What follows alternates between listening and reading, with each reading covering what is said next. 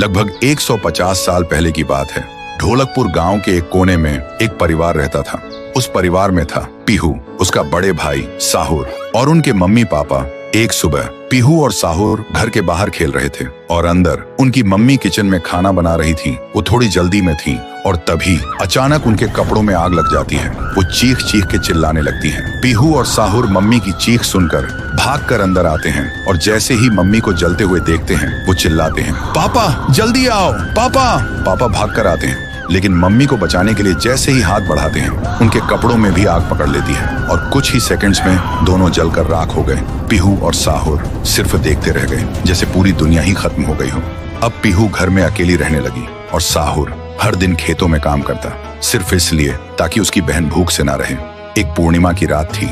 साहुर खेतों से काम करके घर लौट रहा था। तभी उसकी नजर जाती है एक घर की खिड़की पर। वो देखता है एक आदमी किसी का खून कर रहा था। ये देखते ही साहुर के पैर कांपने लगे और जैसे ही वो पीछे मुड़ता है एक और आदमी हाथ में खंजर लेकर खड़ा था। वो आदमी बिना कुछ कहे साहुर पर वार कर देता है। फिर गांव के लोगों को इकट्ठा करते हैं और वही आदमी चिल्लाता है, ये लड़का मेरे घर में घुसकर चोरी कर रहा था और जब मैंने रोका तो मुझे ही मारने की कोशिश की। अब आप लोग ही बताओ इसके साथ क्या किया जाए। गांव वाले गुस्से से भड़क उठते हैं और चिल्ला के कहते हैं, इसे उस पेड़ पे जिंदा उल्टा लटका दो। साहुर गिड़गिड़ाता है, मैं बेकसूर हूँ, मैंने कुछ नहीं किया। लेकिन गांव के किसी ने भी उसकी एक ना सुनी। उधर उसकी बहन रात भर उसका इंतजार करती रही और सुबह जब वो उसे ढूंढने निकली तो देखती है उसका भाई गांव के बीच वाले सूखे पेड़ से उल्टा लटका हुआ है। ये देखते ही पीहू टूट जाती है, जोर जोर से चीखने लगती है और उसकी चीख पूरे गांव में गूंज जाती है। फिर गांव वाले पीहू को भी चोर का बहन कहकर गांव से निकाल देते हैं और तब से साहुर की आत्मा उस पेड़ के अंदर समा गई थी और पीहू गांव के बाहर एक झोपड़ी में रहने लगी थी। रोज एक पेड़ के नीचे बैठकर भीख मांगती थी, लेकिन कोई भी उसे कुछ भी खाने को नहीं देता था। वो बस भूखी पेट पेड़ के नीचे लेटी रहती थी। साहुर भी अपनी बहन का दर्द महसूस कर पाता था, लेकिन वो कुछ नहीं कर सकता था। फिर एक दिन पीहू रास्ते में खाना मांग रही थी और तभी एक नशे में चली गाड़ी ने उसे कुचल दिया था।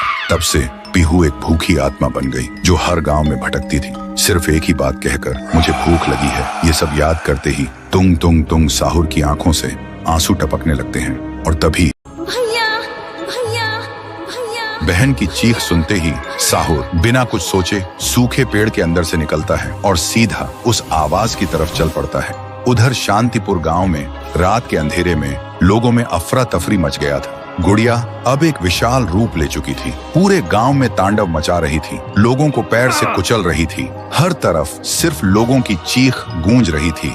पीहू अभी भी जमीन पे पड़ी होती है, उसकी रूह धीरे धीरे मिट जा रही होती है। तभी तुंग तुंग तुंग साहुर आता है और अपनी बहन को जमीन पर पड़ा देखकर उसकी आंखों से एक बार फिर आंसू टपकने लगते हैं। पीहू थोड़ा कांप के उठती है और कमजोर आवाज में पूछती है, तुम कौन हो? साहुर बोलता है, मैं तेरा भाई साहुर। पीहू का गला भर आता है और बोलती, भैया तुम यहाँ कैसे? साहुर कहता है, मेरी बहन ने पुकारा, मैं कैसे ना आता। फिर साहुर अपनी जादुई छड़ी घुमाता है और आसमान से एक तेज रोशनी पीहू पर आ गिरती है। उसी पल पीहू की सारी शक्ति फिर से लौट आती है। तभी गुड़िया तेजी से वही गाना गाने लगती है। उसकी आवाज से पूरा गांव कांप उठता है। साहुर बोलते हैं, इसे तो एक बार मैं खत्म कर चुका था, फिर ये यहाँ कैसे? फिर साहुर गांव के लोगों को एक खाली मैदान में इकट्ठा करता है और एक कवच के अंदर सबको सुरक्षित कर देता है और एक बार फिर से आसमान चमकने लगता है। साहुर गुड़िया को मौत के घाट उतारने लगता है। एक ही पल में गुड़िया टुकड़ों में बिखर जाती है, लेकिन उसी वक्त उसके टुकड़े खुद ब खुद जुड़ने लगते हैं और गुड़िया हंसने लगती है। पीहू बोलती है, भैया इसे हम ऐसे नहीं खत्म कर सकते, इसे आग से जला के खत्म करना होगा। तभी साहुर अपने जादू से गुड़िया को कस के पकड़ता है और पीहू अपनी आंखों से आग निकालती है और गुड़िया को जला देती है। गुड़िया चीखती है और छोटी होने लगती है। कुछ ही देर बाद गुड़िया जलकर राख हो जाती है और हवा में पूरी तरह से गायब हो जाती है। फिर गांव से काली छाया हट जाती है और सूरज निकलता है। पूरा गांव एक आवाज में गूंज उठता है, जय हो पीहू देवी की, जय हो तुंग तुंग तुंग साहुर की। साहुर मुस्कुराता है और कहता है, मुझे वापस जाना होगा।